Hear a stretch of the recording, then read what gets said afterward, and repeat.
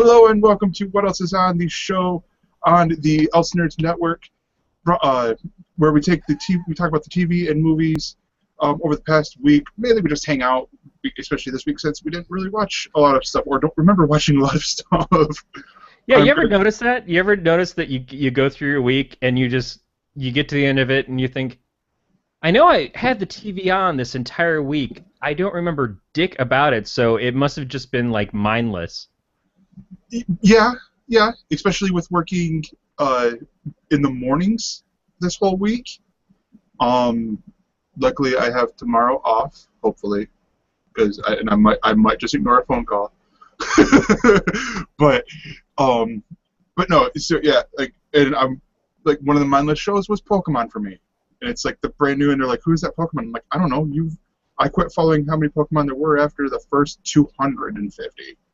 Yeah, I watched on MTV yesterday. They started playing the first season of oh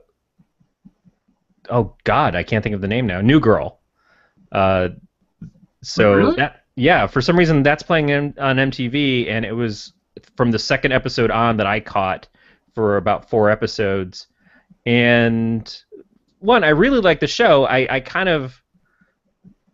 We've watched it before. I just didn't ever go back and rewatch it when it showed up on Netflix, but it still holds up really good for just being a couple years old. But every commercial on MTV was them basically congratulating themselves for Miley Cyrus and the VMAs. Like, it was just such crap. Yeah. And I'm like, oh God. And then one commercial about Kanye West, doing his Kanye thing.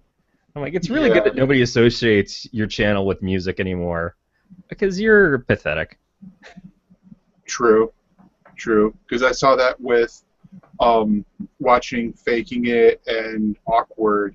I didn't see that Todrick show, even though I'm intrigued because I think Joseph Gordon-Levitt is on the first episode. But like for much of it, it's like in all the little commercial breaks they had Awkward playing on Monday leading up until the premiere, and it was all these like the gifs of like Justin Bieber crying. I'm like, thanks for no backstory on it. Like at least with the other ones, like with Nicki Minaj calling out Miley Cyrus, and I'm basically telling you all the high points of the MTV VMAs. Well, really though, why does Miley got to talk shit? What is that? Yeah. I'm kidding. It's just. I was trying to find something to watch. Comedy Central was playing the VMAs. Comedy Central. Mm-hmm. Like that's just owned by Viacom, which also I know it's owned by Viacom, but you think Comedy Central could get away from that stuff? It just killed me. Here's the flip side. Here's the flip side of this, and it's complete bullcrap. If they were to do a Comedy Central roast. Now, and I think even including the Justin Bieber roast, it only aired first on Comedy Central. It wasn't we're going to air it on VH1 and MTV2 and MTV Trace and MTV and, all the Viacom networks that are like the older youths, like the 18 to 34 demographic range, basically living on Nickelodeon. Yeah.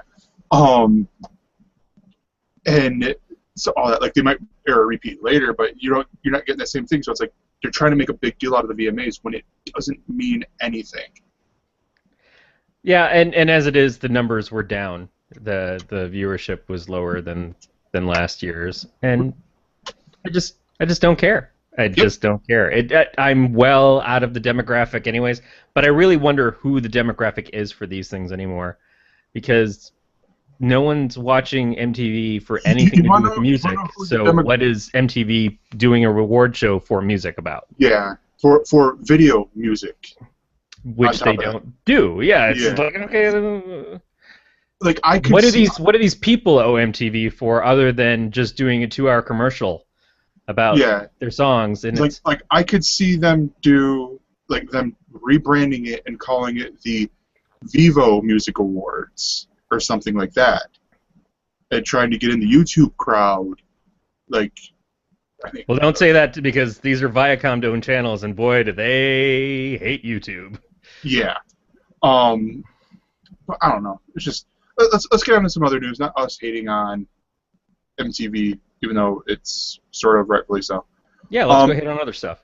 Yeah, or love on some stuff, because the first news comes out of the New York Times, and that is the Daily Show has gotten a supervising producer, supervising producer who will oversee the digital content for the new show with Trevor Noah, and it is none other than How to Be Black's Baratunde Thurston, or the author of How to Be Black, I should say.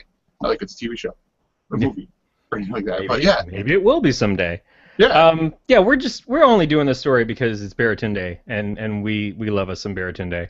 I'd seen him post about this last week on his Facebook feed, and it was just really awesome. He's shown up a few times as a guest commentator, one of the roundtable on the nightly show with Larry Wilmore. Yeah, a few times. So it's cool that obviously they saw something in him that made. And he was on At Midnight.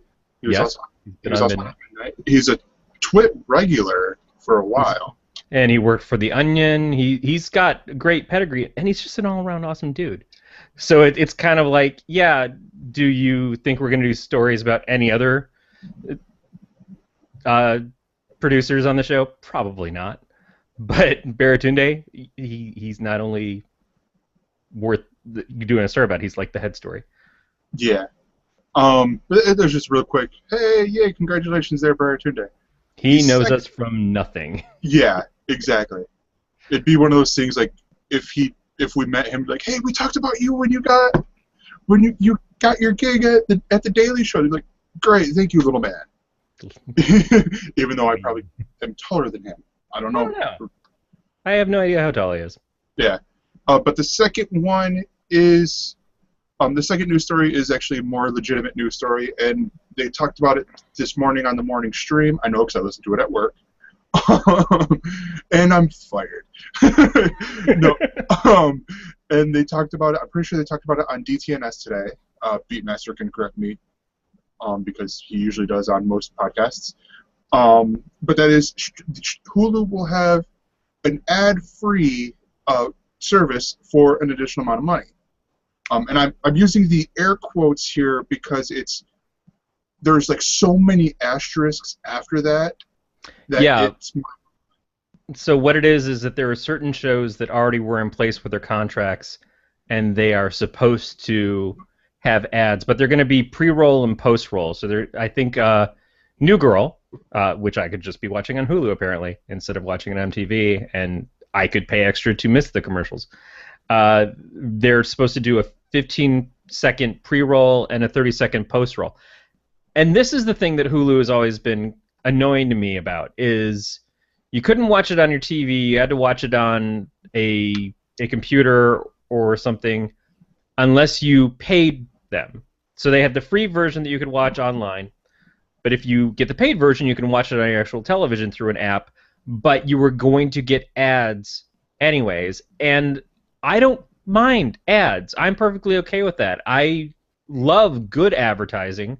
I see very little of that these days, but when I see a good ad, I'm excited, and I will rewind the DVR to catch it and go, hey, this is really funny. But the way that they did their ads, the repetitiveness of them, you just seeing the same thing over and over again, which frankly, a lot of TV stations do that too, but also where they place them. Like you'd be watching a show and it would not be a break like you'd normally have in a show where they would give you that moment of break, and this is where we're going to fill you in with advertising now. No, it would just be like somebody be talking, and then an ad would start up and go for a couple minutes, and then the show would start back up when that person was still talking. It really bugged me. So doing pre-roll, post-roll ads is fine with me. I have no problem with that. I still think it's a little ridiculous that I'm spending $3 or $4 extra a month for a subscription to get rid of ads and still see ads, but I understand why, since there were contracts already in place. I wonder more. Well, basically, here's you explained a little bit, but it's this is where the naming thing would have helped a little bit, because I have Hulu. I have the free full ad version of Hulu until I decide if I want to do the let's get things available the next day with the what was Hulu Plus, Right. for $8. And I enjoyed that because where it did, at least from my experience, and I think a few other people have said the same thing, where it did play ads on the not paying any money to Hulu version, I was getting like 6 or 7 ads, like a good 2 or 3 minute chunk in between shows. And whereas this one with the Hulu Plus, it was maybe 4 ads. It was enough to go out and take a quick leak and come back in, not go out, take a leak, brush my teeth, wash my hands, not in that order, and then come back and watch the last commercial, sort of deal.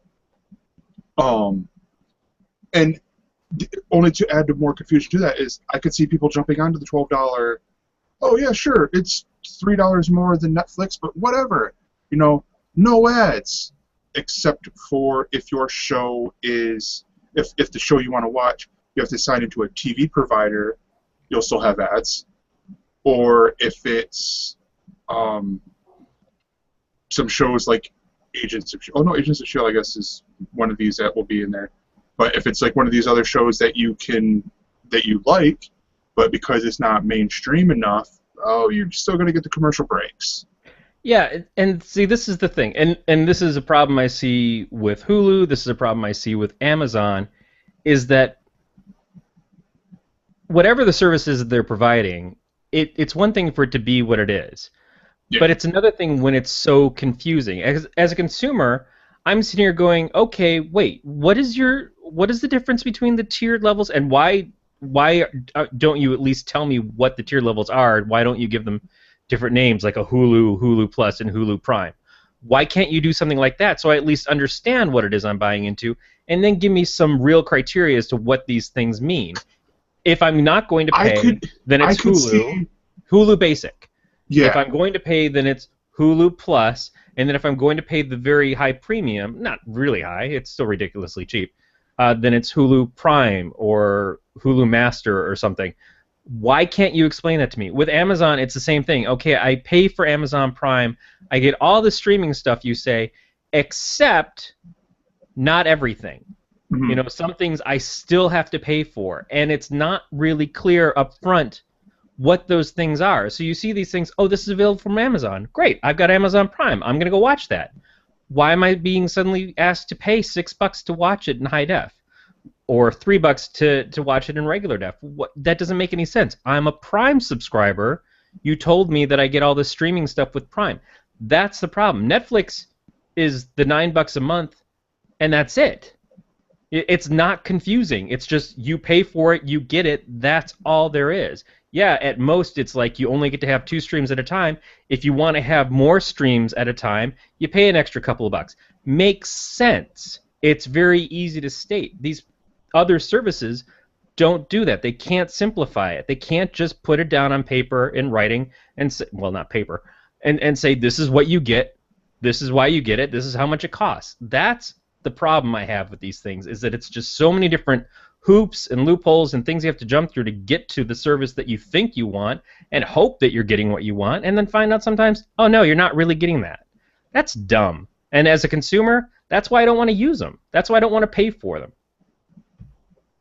Yeah, and like I could see them simplifying it a little bit more, like with what you were talking about, with them doing Hulu and Hulu Plus, because they now have like 3 deals or 3 different platforms that you can do, because they have on there the add-ons feature, which I could see them putting all these in there, this is where it makes sense. Like you do the Hulu Plus, where you can watch everything. There's no 8-day delay for a lot of the stuff, and Hulu ad-free, or whatever they would call that third one, in there with Showtime. Right. Because that's the other part, is they still have Showtime. And they also, in a quick little side bit, they got the Epix catalog from Netflix, which is pretty huge. Is it though? Because I looked at the films that they were saying that were like examples are Star Trek Into Darkness. Wow, I hated that movie. And the Transformers films. I would never watch those if you paid me 13 It's bucks a more, month. It's just but look at the production companies, like the distributors in there. Like it's Paramount, and I don't want to say there's another one that will no longer be on Netflix. and I would be bothered by that if one, I didn't think this deal was temporary, because Yeah. all of these deals are. These shows and movies flip from service to service all the time. And two, until I see a movie that I want to see in that list, it doesn't really affect me. What I'm getting more from Netflix is things like their original stuff. And again, the fact that I can get it for $9 a month and it's not confusing. I would pay more for Netflix than what I'm paying now because I think I get a lot of value out of it. People always say, "Oh, Netflix hasn't had any good movies in a while, and it's just the same old crap." And it's like, well, look at your HBO. It's the same old crap. Except for the original programming, it's stuff that you can see pretty much everywhere else, and it's always repeated, and you get sick of it really quick.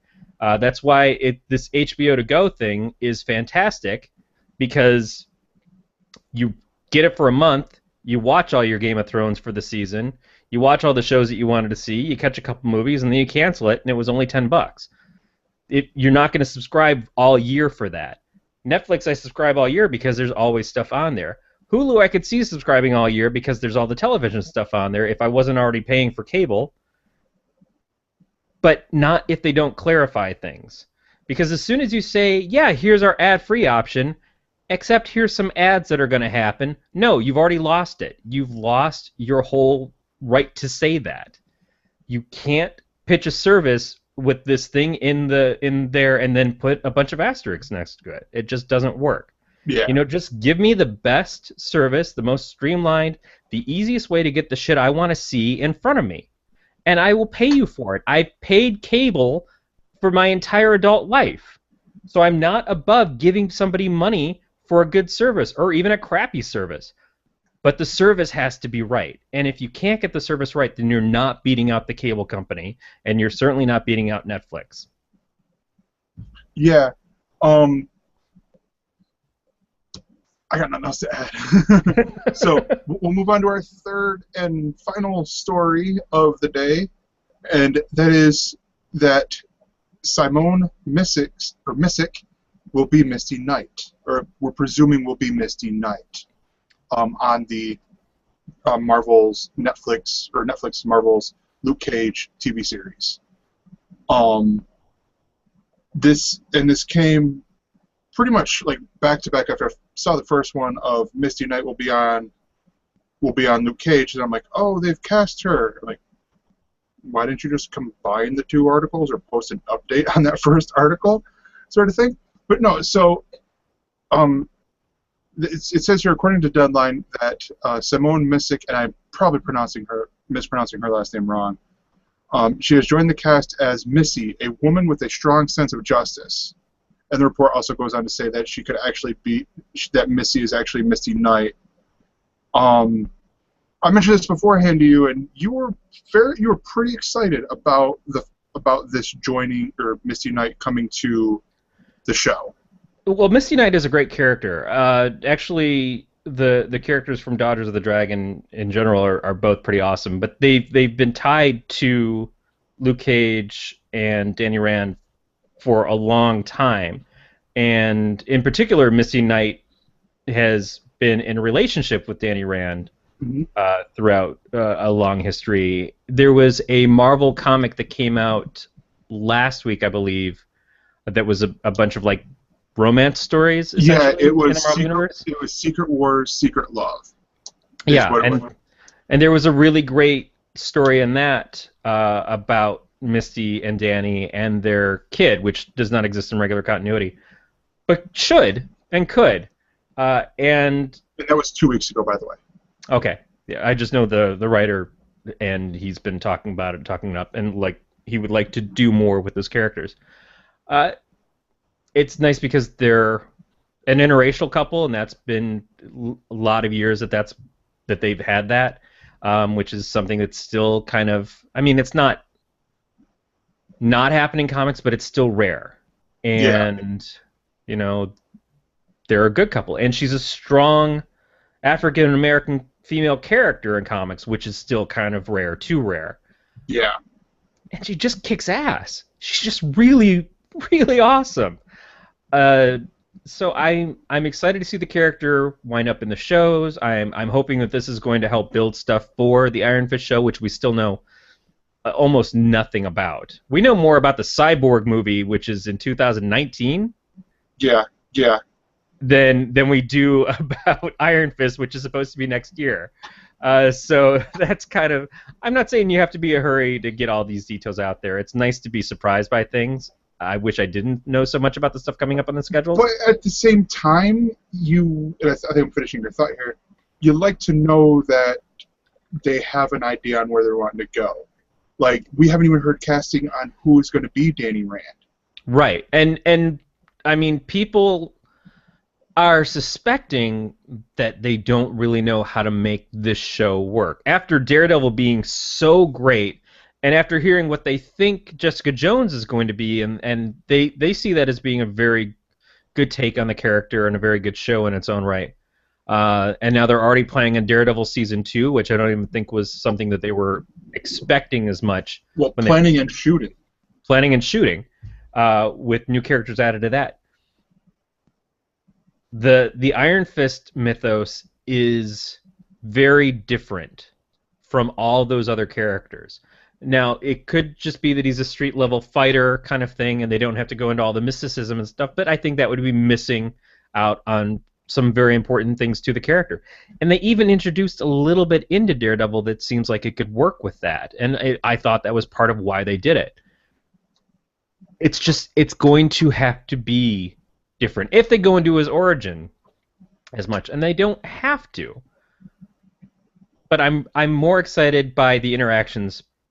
Luke Cage and Iron Fist are just one of those really cool concepts and teams that were sort of dated when they came out, but it was the blaxploitation fighting character with the kung fu character in the 70s. And that was big then, and they made a new comic, and they had them team up, and they had them start a business where they were heroes that you had to basically pay to get them to help you. It just was really neat and funny, and has managed to remain cool. I think it's even cooler now that it's a throwback. Mm-hmm. And they change. Obviously, Cage has been an Avenger, has led a team of Avengers. Danny's been on the Avengers team. They've done a lot of other stuff since then. But it would be really great to see these characters hit the screen and have this kind of work out. So, yeah, I want to see Misty up there. Yeah.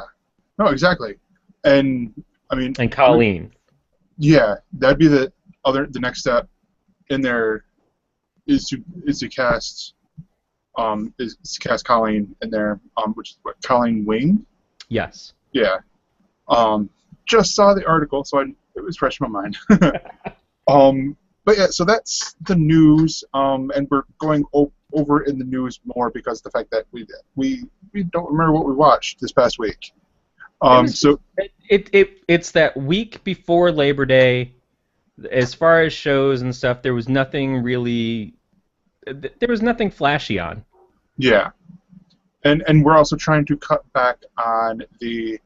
Well, we're going to talk about Big Brother now, and we're going to talk about the same old, same old. Yeah, Johnny left the house, and then Johnny came back in the house.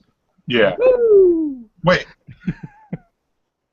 Damn it! There's already Miss Sunday. Oh, did I just ruin it for you? Sorry, man. No, that's on me because. That's true. It's Wednesday. If you didn't watch it since Sunday and it's all the way to Wednesday, you just didn't give a crap. Or I just completely forgot. Because because on Xfinity.com they're like, oh, Fear the Walking Dead. You can watch Fear the Walking Dead. I'm like, I don't want to watch Fear the Walking Dead. It bored me. Yeah, Fear the Walking Dead is. I fear that show should go away.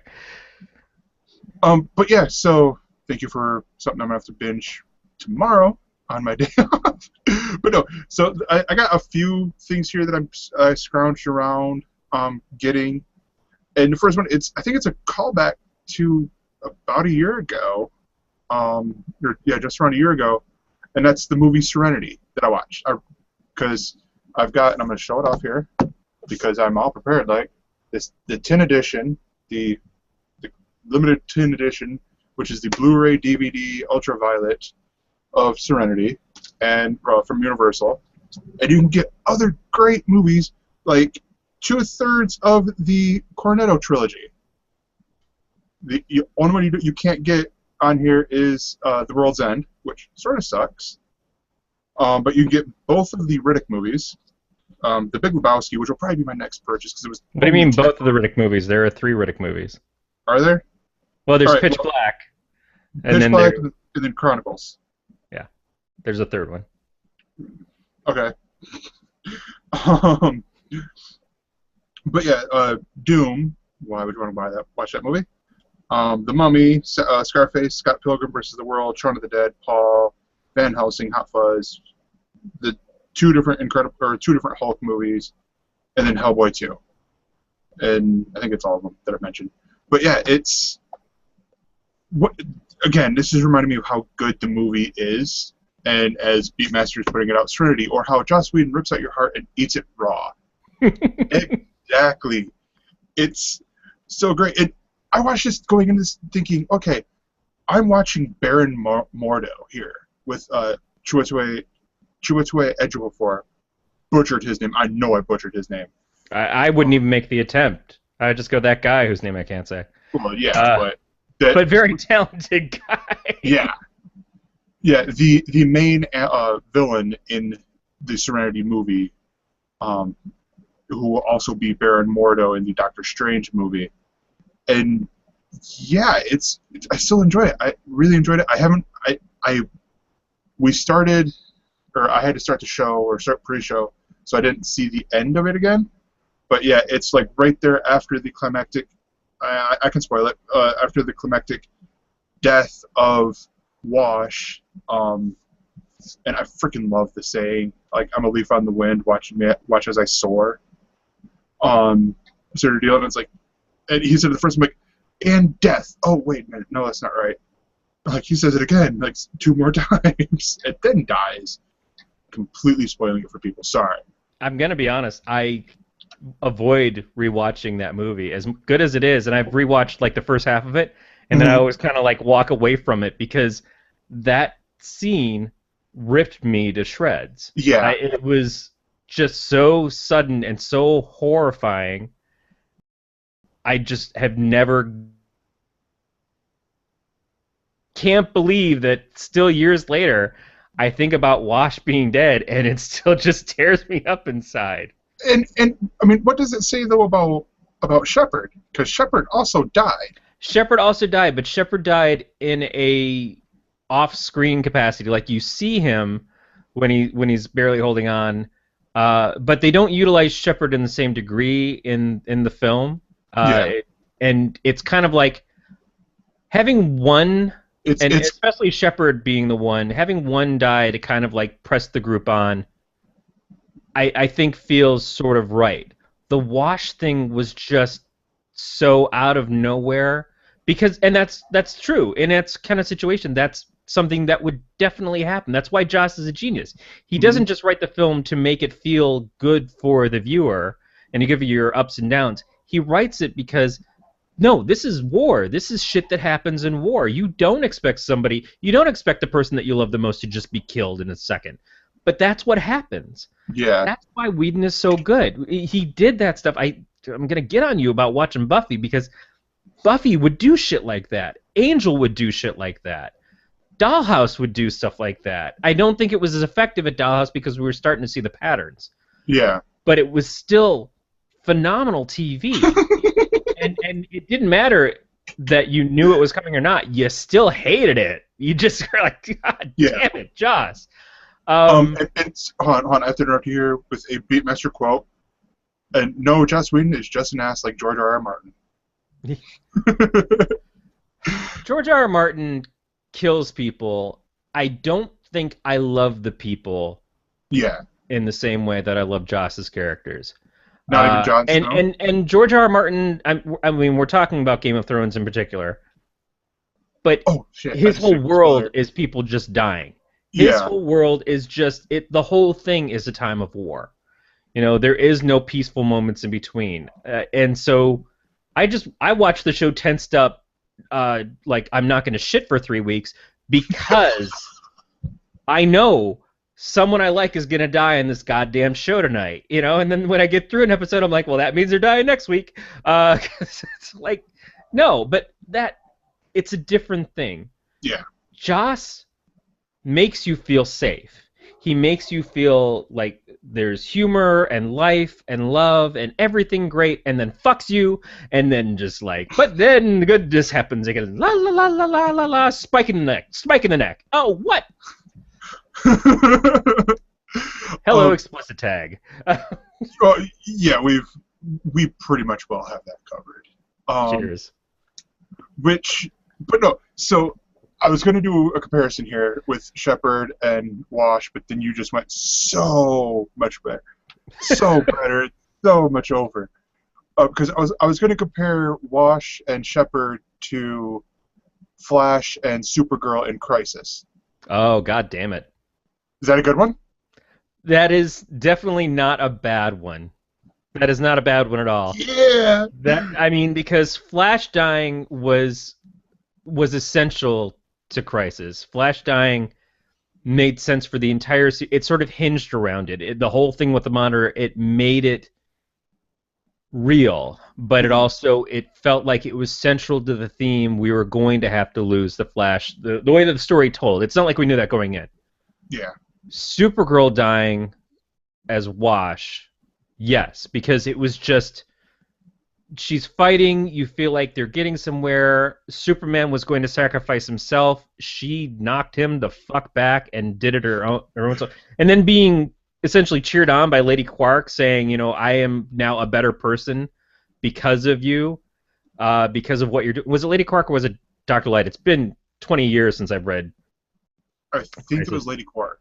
Yeah, so Lady Quark just like Supergirl, you know, I really respect what you're doing, and it's changed me as a person and stuff. And man, that ripped me up. I remember I had the local paper, and they showed the cover of that Crisis issue after it had come out because it affected things. It was like, well, they just killed Supergirl.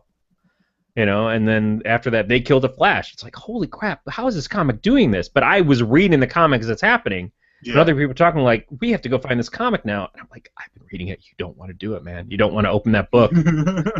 It's just good. But it was so good at the time, and it was different from what comics were at the time. It was like people talk about Watchmen, and they talk about The Dark Knight Returns, and how those changed the landscape of comics. And they absolutely did. And I don't know that I necessarily think that they changed them in a positive way. Certainly they changed what people think successful comics should be. But I think Crisis, before all that, changed comics. I mean, it changed the entirety of the DC universe.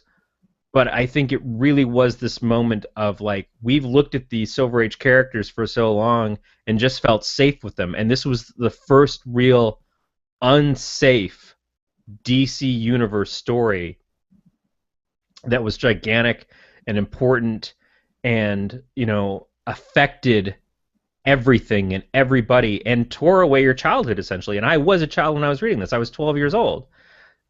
This was a growing up moment for me. Yeah. And yeah, I think maybe that's a very astute observation to compare the two. Because I feel like that as an adult now. It takes me back to my childhood of like all the love and belief and hope and sincerity that I have for these characters in Firefly, and then it just forced me to grow up with the movie. It just forced me to face things that I was not ready to face in the context of this show. Yeah, true enough. And that is the difference, I guess, between a movie and a TV show, is that I don't know that they would have gotten there on that show. But since it's Joss, maybe they really would have. Maybe it was something that he had planned down the road, and it could have happened in like season 4 or something. that we would have started to see these characters go away. Yeah. But I also think that there was stuff that should have come after that we never got, and that's probably part of what pisses me off too. Although they did just announce that after the 6-issue miniseries they did earlier this year, I think the Leaves on the Wind series, they are going to be doing more Firefly comics over at Dark Horse next year. Oh, nice. Okay. Sorry, I just was trying to figure out another show I was watching, but yeah. And the comic books were really good. The comic books, I honestly read them like that was season 2 of Firefly. Like that was like the movie setup stuff. Like it was like we're doing this weird thing like where you got the series, movie, another series with the comic books.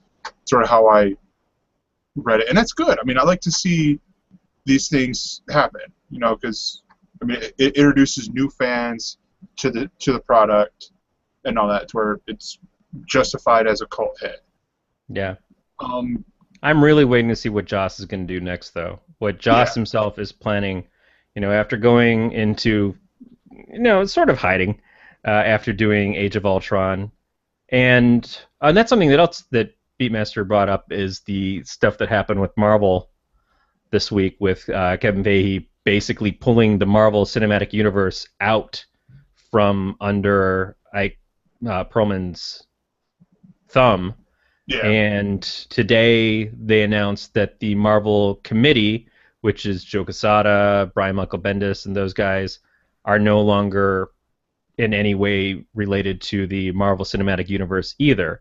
Which then becomes, okay, well then is there still the ties between the Marvel Cinematic Universe and the TV universe? Because the TV universe is under Jeff Loeb, and the cartoon universe, same thing. The cinematic universe, it's not saying that they're disconnecting them yet, but it is taking all of the hoops and stuff they had to jump through having to do with Perlman and the Marvel Committee and everything, and saying we don't have to do that anymore. Feige's proven that he can handle this stuff and he's in charge. And it's kind of a huge thing to happen. It seems necessary because a lot of the rumors about what happened with Edgar Wright leaving Ant-Man that he'd been working on for 10 years has to do with those hoops from those people.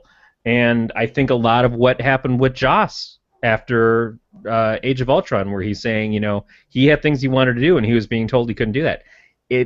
I don't know for a fact that it was the committee or that it was Perlman, but it seems like the things he complained about were the same sort of things. And if you have a shared movie universe, there's always going to be elements of that. But how much of it is based from the films and how much of it is based from Marvel saying, no, this is the way we want the comic book stuff to tie in? And I mean, and you only add more complications when you then go from film universe to including it into the TV universe, which sort of makes sense, as people say that some say he never blinks and roams around the woods at night. As I get a text message telling me that something's going on DiamondClub.tv. But I mean, you have this interesting thing here of with the whole interconnected stuff. The one that I think is has the most issues would be Agent Carter, because Agent Carter, Kevin Feige is a producer on, because that's like his baby. What is the Agent Carter TV show? Mm-hmm. So that's where I could see Ike Perlmutter. I don't know what his name is. I can't think of his name, so I just keep calling him Perlman because screw that guy. But there was a Ron Perlman who was in charge of Marvel for a long time. And then there was also a Ron Perlman who was in Sons of Anarchy, and completely different guy. Just like the right-handed dude. Ralph Macchio at Marvel is not the Ralph Macchio. But yeah, I mean, it could help the TV universe.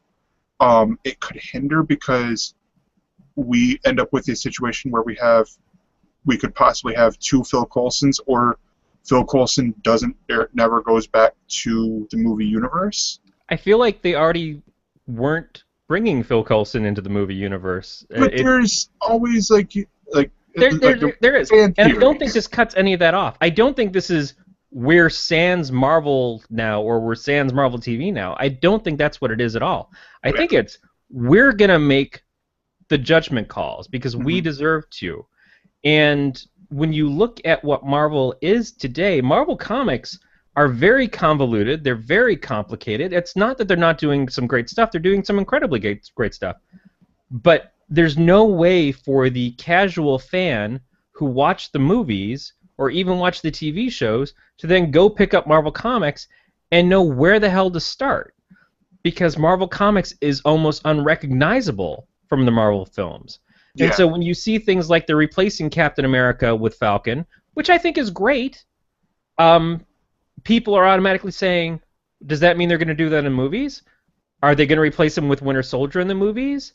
Are they going to replace Thor with Jane Foster in the movies? They're assuming these things because the comics are doing them, but there's no reason or science to that. What Marvel movies have done is they've streamlined these stories, made them relevant to today, made them relatable today, even though they started out in the 60s and 50s, and that's working. The comics don't do that, maybe shouldn't do that, but just have never seemed to land that ability.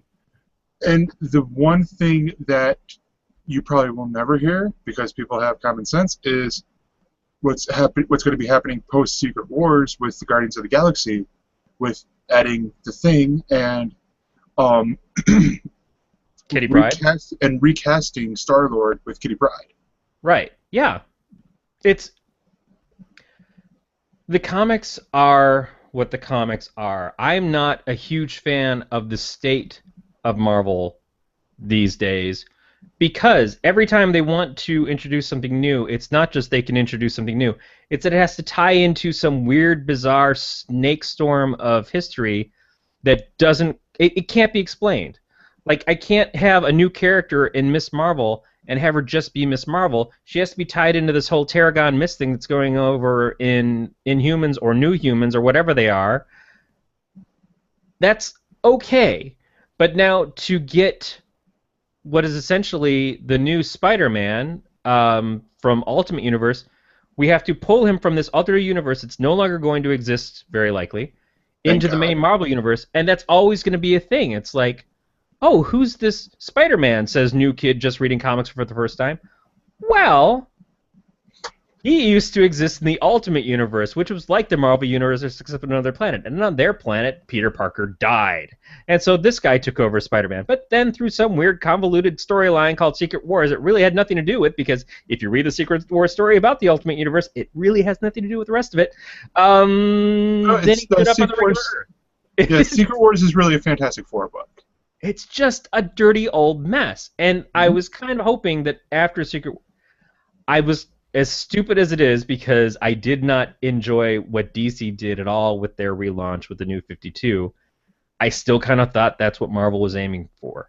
Is without saying we're going to reboot the universe, or without saying we're going to relaunch the universe, we're going to give you a universe where things sort of make sense. And I thought they were going to model it a lot off of the movie universe. So that we're going to have things kind of like what the Ultimate Universe did the number of years ago when it started, or said it was going to do, and did it with Spider-Man, but then really didn't do it with the rest of it. Is just give us a new kind of launching point, or at least making a cohesive continuity that made sense for the individual reader who's never read a comic before to come in and say, oh, I would really like to read this Avengers book, but I don't understand who any of these characters are, and no one can explain them to me without my head spinning straight off. I think that that's a real issue when it comes to why comics are being so challenged and why people are more interested in going and starting on Image books than they are DC or Marvel books. You know, DC lost $2 billion this last couple of months, or this year, I think, because of their move and because of their new relaunch of their DCU stuff not performing at the level they wanted it to. And I think because of whatever the crossover that they had during that move didn't do very well either. And a lot of those books were going to get returned. Yeah, a lot of those books were returnable. I have a feeling a lot of them are going to be returned because they're rotting on the shelves. DC's problem is that they're still trying to sell things. They said this. They said that one of the problems they're having is that the evergreen books that they've used to sell, like Watchmen and The Dark Knight Returns, don't sell as well anymore because they did movies of them. And it's like, yeah, but they're also 30 years old. You're trying to still sell the same books that have been selling pretty good to great for 30 years, but it's still 30 years. Everybody who wants Watchmen has read Watchmen. And if they have seen the movie, they probably don't want to read Watchmen because the movie kind of bit. Yeah. Oh, and it's by that guy who's relaunching your entire universe in the films right now. Good luck. So they haven't created new stories like that. If you walk into a comic shop today and you say, I like Batman, what should I read first about Batman? Oh, you should read The Dark Knight Returns. Really? Because that seems like it's the last Batman story. Well, it's not quite the last one. There's actually The Dark Knight Strikes Back, but it sucks. And now there's going to be this third Dark Knight book, which we expect is also going to suck, because it's by Frank Miller today, not Frank Miller 30 years ago. Or you can read Batman Year One by Frank Miller. So you're saying that everything good about Batman is by one guy from 30 years ago before he went batshit crazy? Yes. Anything else I should be reading? Well, here's Watchmen. Watchmen's a self-contained 12-issue story that is really good. Even if you've seen the movie, try to forget the ending of that and read this instead. There's a giant squid at the end. Well, okay. If I like these characters and anything else I should read, well, you can read the prequels before Watchmen, but I suggest you don't. And funny. So Watchmen's also 30 years old and by another guy who now practices witchcraft and everything he writes has a rape in it. All right. Anything from this decade any good? Yeah, it's called Image, and it ignores all this shit. And for more, tune in to Galactic Netcast's new comic book show coming soon. Which I will not be on, and you just saw a perfect example as to why. Because he doesn't read comics. I've been holding that for the whole rant. I'm so sorry. No, you're good. I love it. That's one of the things. And Evan, you are misquoting there. Image Comics does have superheroes. They do. Jupiter's Circle, which I'm giving up on because too many books. Invincible. Invincible is one. I think Savage Dragon is a little bit too. Savage Dragon is definitely classically a superhero book, although now it's about a teenager having threesomes and telling everybody that they have rocky bodies and great boobs. Yeah. Wicked and Divine is superheroes to a degree. Yeah. It's got some superheroics to it, and honestly, anything can be considered a superhero if the person is doing heroic things and has some abilities. Spawn. So Saga could be considered a superhero book. Spawn is definitely a superhero book and was started as a superhero book, even though they tried to go more horror down the road. I don't think that it's... But what it is that Image is self-contained with their stories. Mm-hmm. Like, if you read Spawn... There have been some spin-off Spawn books, and there was back in the day, very classically in early Image, there was crossovers between Spawn and Youngblood and Wildcats and all of those other characters. But they learned pretty quickly that that's not what people want to read Image for. And they also learned that just doing superheroes like Marvel and DC doing superheroes wasn't what people were looking for from another company. So as they brought in new creators and new creators tried out new ideas and stuff, that's what made Image be a renaissance. But the fact that I can pick up 4 trades of Saga and get all of Saga, and it's modern, and it's real, and it's heartfelt, and it's beautifully drawn, and it's exquisitely written. Yep, I was just talking about Saga today at work, actually. Yeah, it's what everybody used to talk about Vertigo books. It's what we used to say about Preacher. You know, it's what I used to say about Sandman, or actually reverse. It was what we used to say about Sandman, what I used to say about Preacher. It's the things that we've been missing. When the books went mature readers, it wasn't just because they were dark or adult in theme. It was that they were real stories. They felt like literature. Mm-hmm. And when your stories exist in some ways slavishly to continuity, and in other ways totally ignoring continuity because we just don't feel like dealing with it this week. And it's constantly chasing after a crossover and chasing after a big event so that nothing really matters, and your characters die one week just so they can come back in 5 other weeks. You've lost the ability to tell story. You're just trying to, throw a party that people stop wanting to come to. It's just event, then more event, and here's another event, and you just don't feel vested in it anymore. Yeah. When I read something from Image, I see people who are creating these stories because they love the story and because they believe in the story, and it feels important. Those characters are the stars of their tale. It's not like I have to rely on a Batman cameo to make the book interesting again. I just think that that's what Marvel's missing. And again, I'm not saying they aren't capable, because Miss Marvel is a great title. It's very fun, and I know the creator who's doing it loves it, and it shows in her work. And I think Batgirl is a very fun book, and it shows that the people who are making it are trying new things with it, and they're developing something there. Same thing with Black Canary. Yeah, they're doing some great stuff, but those books aren't capable of selling as to what these companies are used to selling books at.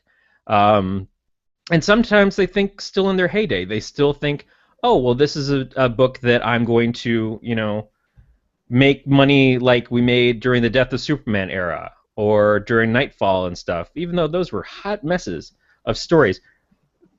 But to read the Barbara Gordon Batgirl, then they started involving the Jim Gordon Batman as part of it, and at some point you're going to go, wait, I didn't realize Barbara's dad was Batman?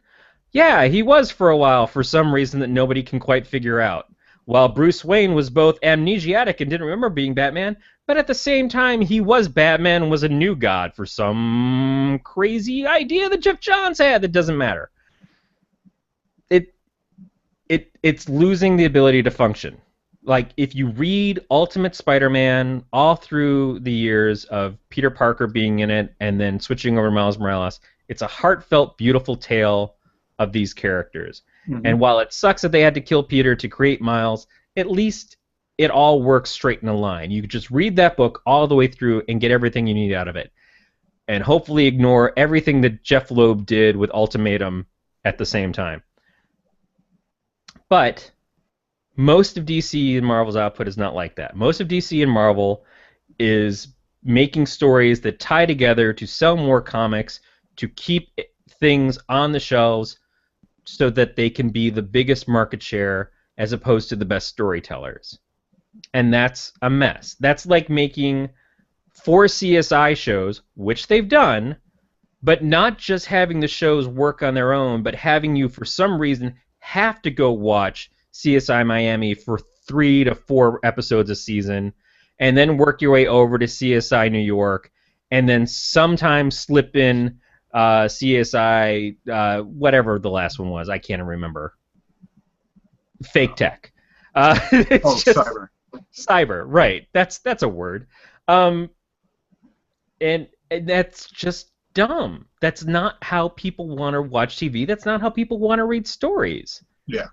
It's not comprehensive enough. So it makes it uninviting for the uninitiated, and for the people like me who've read it for all their lives, we just get fed up, or we just go broke and we can't afford it anymore, or we download the things and don't pay for it, but then we never feel vested in it anyways. It loses the value. It loses the value as a reader. It loses the value of the characters, so that it doesn't matter that Superman goes from being a guy who always tried to do right and always believed in goodness over evil and always listened to the advice of his human parents and was raised as a farm boy, and instead becomes a guy who breaks Zod's neck and whose dad tells him it's better to let kids die than to save people because he might be exposed. It becomes okay to do that because Superman doesn't mean anything anymore. And that's ridiculous, because Superman has meant something for 70 years. And to just take that and say, well, it's not marketable in the way that we think it should be marketable, we can't sell as many books as we used to, so we have to break him apart and make him like an urban street level hero. That's not Superman. You know, you have so many opportunities to do that with other characters. Don't wreck Superman to do that, because you take his greatness away and you can't get that back. You can't instantly fix that. I think that there's some bad mistakes in that we've beheld these couple of books in this one period of time too highly and devalued what made comics great for the years before and what made comics really good for the years after, just for these two titles. Mm-hmm. And I think it's unfortunately it's blowing up in their faces, and I don't know if they're going to be able to recover. It's certainly not going to recover on the regime that they have now, because that regime is too in love with these two books, and you can see that in the films as too. It's the new movie is basically trying to steal scenes out of The Dark Knight Returns, but that's not a beginning Batman story, and that is not a Superman story in the least. So I don't understand what they think they're doing and how they're going to build a universe of films after that. Yep. So, awkward transition. One of the other shows that I watched this week, and have been watching and enjoyed, is the two shows that air on Thursdays on FX, with Married and Sex and Drugs and Rock and Roll. Both of which I really, really love. Married has the heartfelt moments right immediately following a completely awkward, you just want to like palm to face moment. And same thing can be pretty much said with Sex and Drugs and Rock and Roll. Just different cast of characters and different situations. With Married this last week, the episode revolved around Russ and his mom. And you see how you think there's growth, and then she goes right back to her old self of, yeah, I'm going to go on the cruise and be with the dude who's basically going to be my sugar daddy. Sort of thing. And it's funny, and you laugh, and you don't think about all the comic stuff that Corey just talked about. It's true. The couple episodes I've seen of Married, they did not talk about the Dark Knight at all. Yeah. And Sex and Drugs and Rock and Roll, on the other hand, is a great other side to it because of the fact that they're building this really good father-daughter relationship between Dennis Leary's character and Elizabeth Gillies' character. And it's just funny to see like what they add to it to throw everything off. And I just love the fact that online, I think you can buy them through iTunes or whatever, but it's like the week after they have the explicit versions where they don't censor any of the swearing. And it's just, I haven't watched any of them, but I'm just like, wow, that's pretty spot on for a show that centers around music that you're going to have.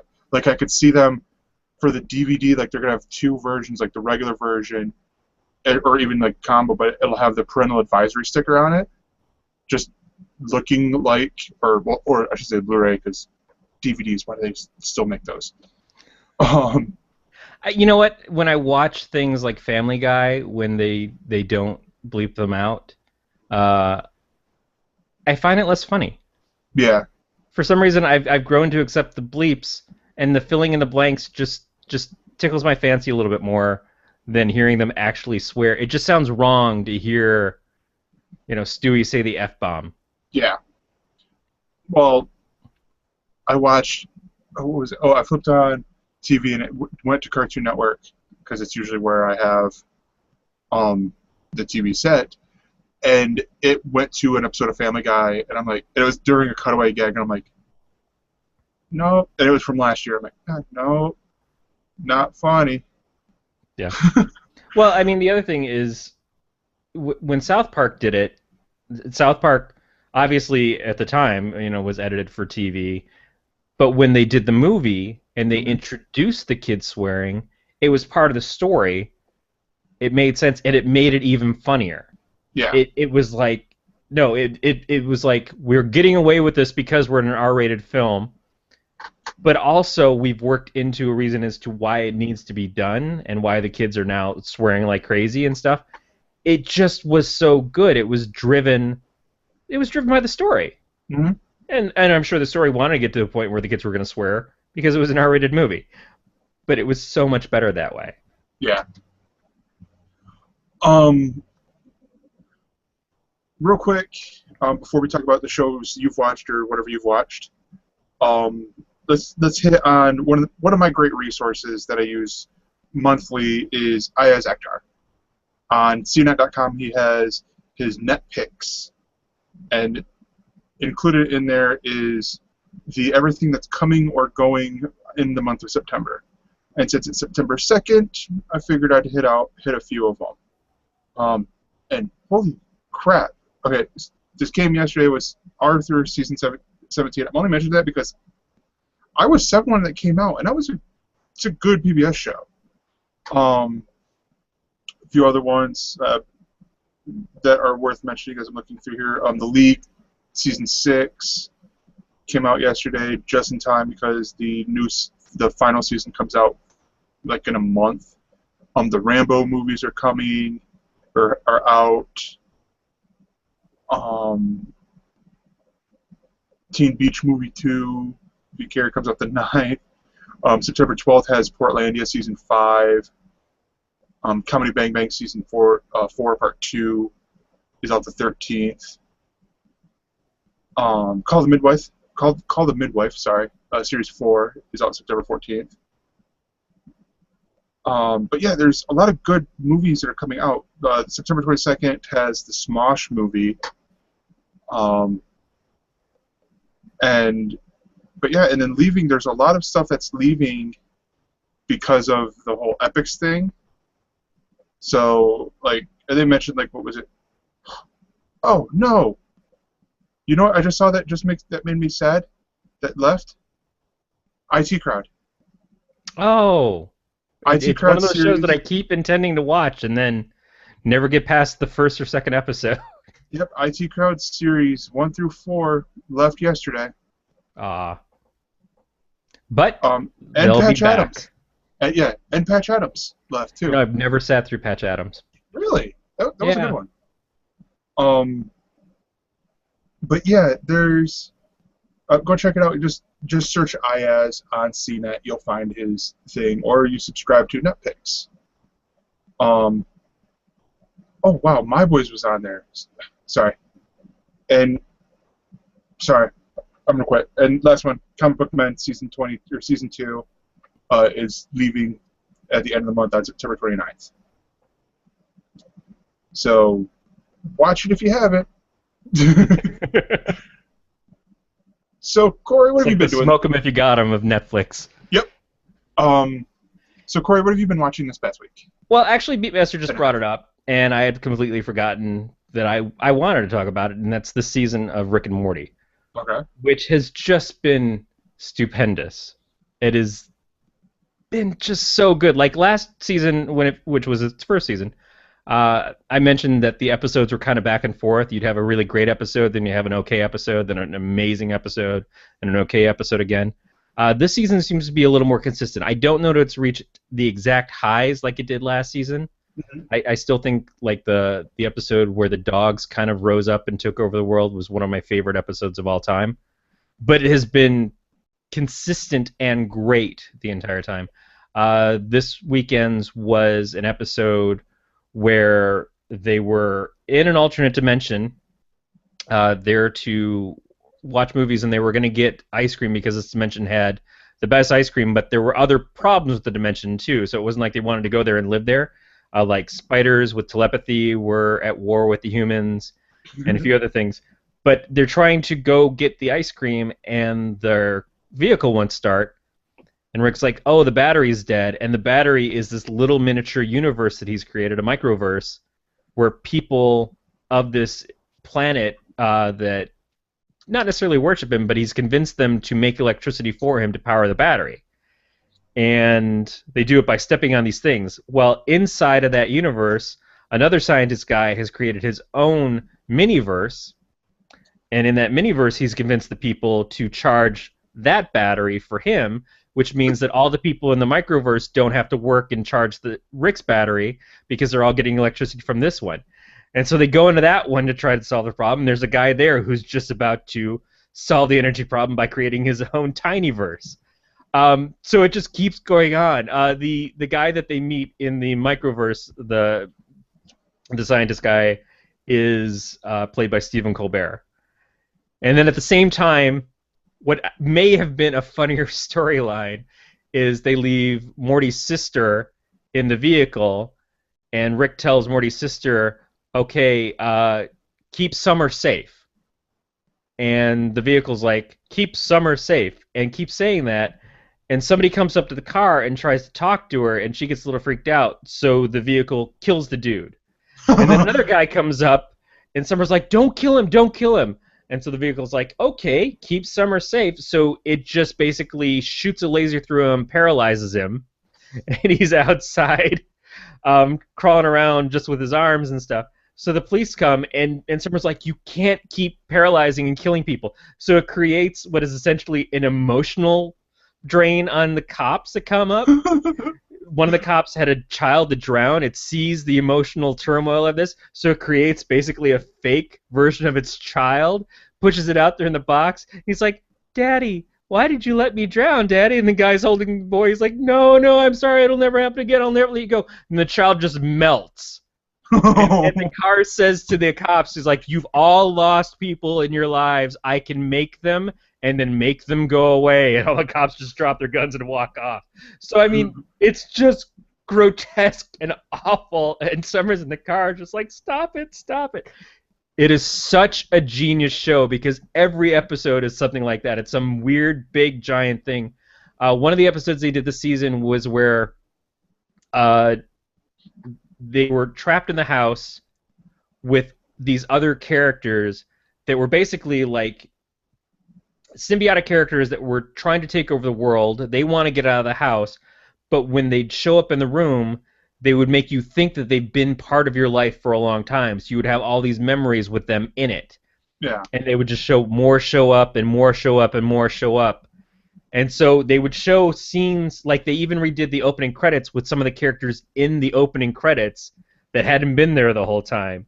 It's just so well done. It's just a perfect, great mind screw the whole way through, and it's hilarious. It's honestly, I may find that it's funnier than Community, and I loved Community. Yeah. But this is like Community without limits, and it just keeps getting better. And you get Community people in it. Keith David played the president in the episode where aliens came to them and wanted them to do a song, a hot number for them. Mm-hmm. And so Rick and Morty had to go out there and create a pop song at a moment's notice called "Get Swifty." Take your pants off, shit on the floor. So you got to watch the show. If you're not watching it, you need to be watching this. Every time I see my friends, I'm like, you gotta be watching Rick and Morty. This and Mr. Robot, I think, are the shows that I've managed to actually turn them on to. Nice. So I think, unless there's anything else you want to mention, I think that about wraps it up for us. Yeah. Did you see the season finale of Suits? Yeah, I did. And that was Suits continues to impress me.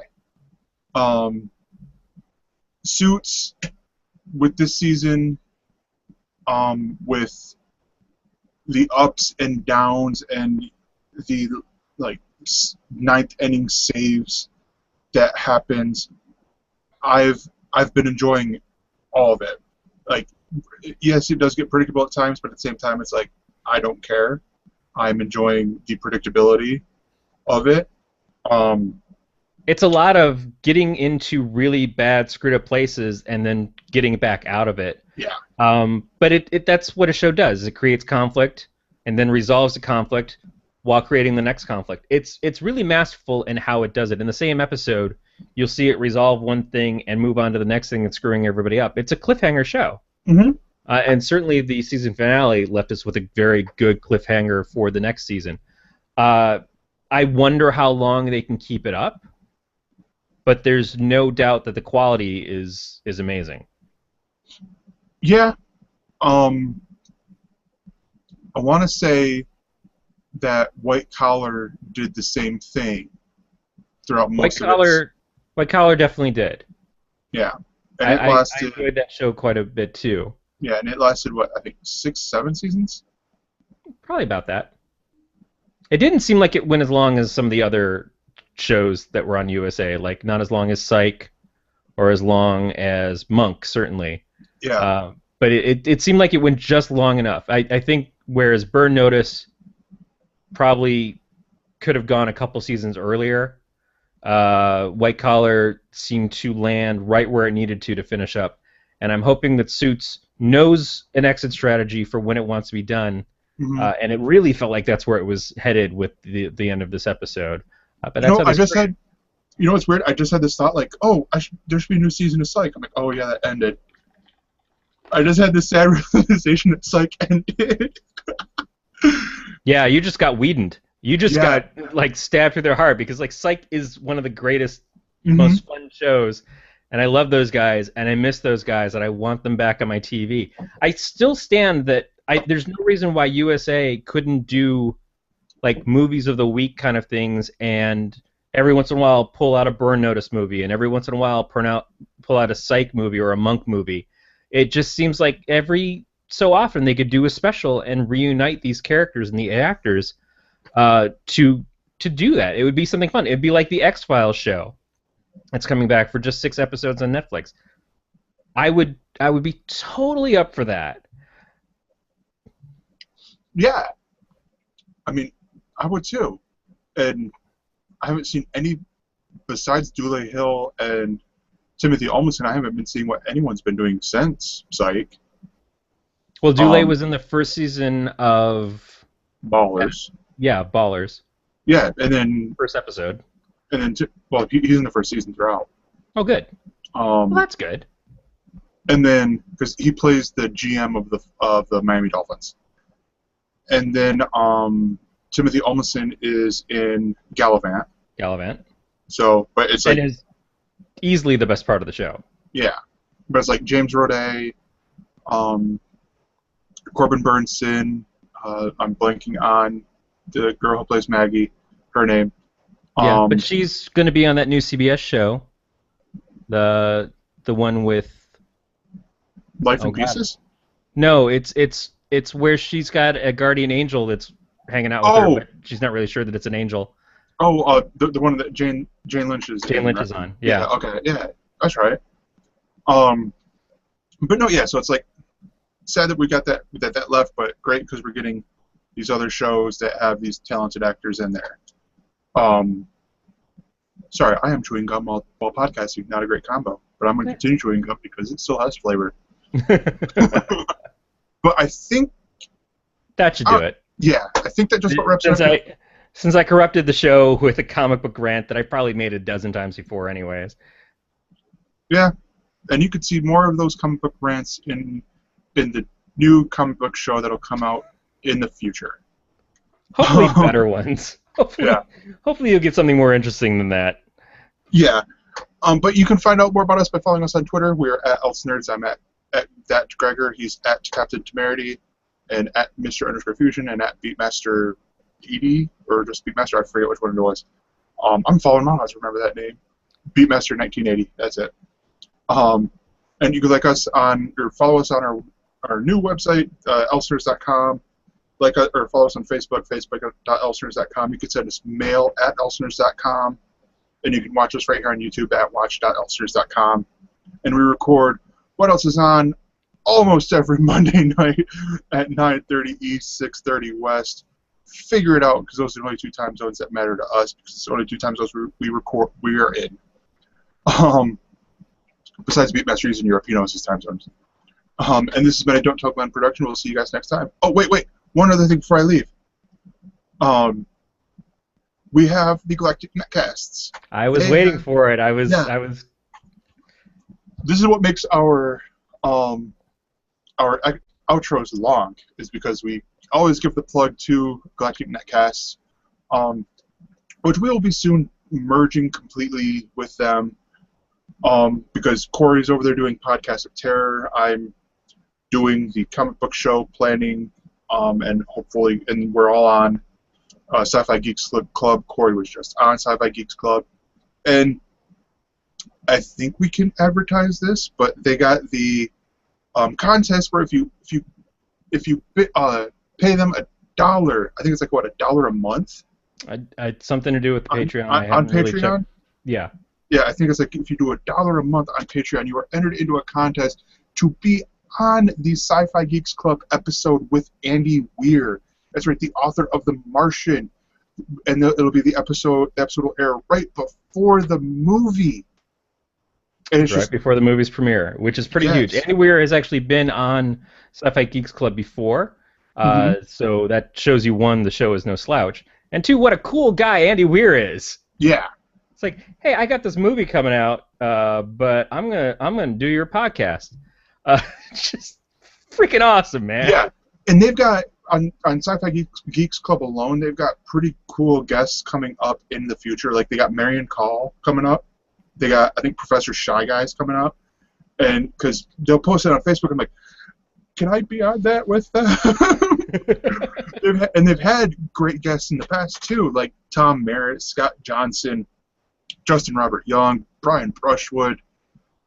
Us knuckleheads, for some weird reason, we keep getting invited back. Now we're on the network, so there's no stopping us.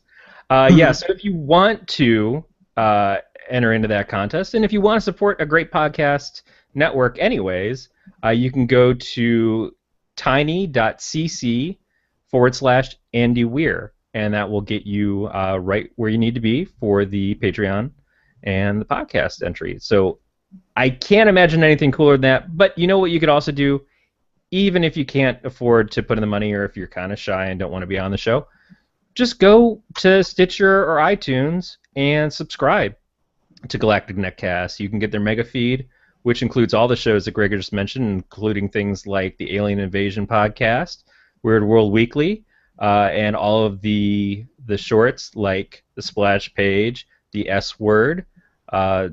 What's the gaming one that Ryan Murphy does? Galactic Gaming News. Galactic Gaming News. Ryan Murphy, awesome guy right there. Who News and Adventure Party. You can get all that great stuff in one feed, or you can break it down like you're in an Electric Boogaloo. Who knows? And you can just get the Podcast of Terror, because we're cool. You know, rock on. But anyways, that is a great station. That is a great contest, and they're great people. Mm-hmm. And yes, it is Beatmaster's asking. It's all lowercase as it is tiny.cc/ANDYWEIR, all lowercase. And that wraps up here for us. We'll see you next time. Take care, everybody. And I forgot one other thing. This has been a Don't Tell Glenn production. I'm off. It's Wednesday.